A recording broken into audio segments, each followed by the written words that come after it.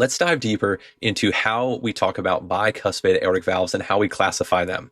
Stick with me as this information is a little bit cumbersome, but I'll explain why it matters in the perioperative period.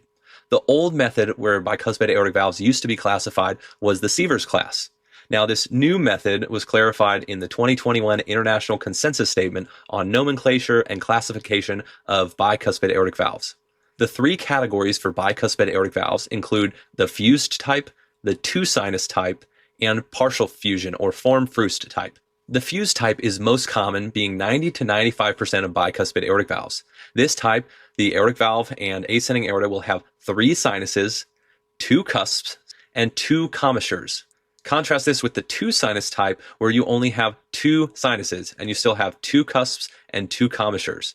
The partial fusion or form Fruste type is where you have fusion that doesn't cover the whole leaflet border. So it's less than 50% of the border. This one, you'll have three sinuses, three cusps, and three commissures. And then two of these commissures are normal and one of them is partially fused. How I would communicate this with the surgical team so everyone is on the same page is that we have a fused type bicuspid aortic valve with right-left cusp fusion separated by Raphe and a commissural angle of 180, which is symmetric. The reason some of these characteristics matter is that the presence of a Raphe is associated with progression of valvular dysfunction.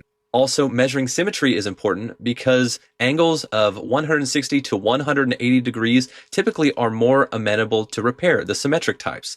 In TAVR, these types of valves present unique anatomic challenges, including elliptical annuli or eccentric or outflow tract calcification that can complicate a procedure.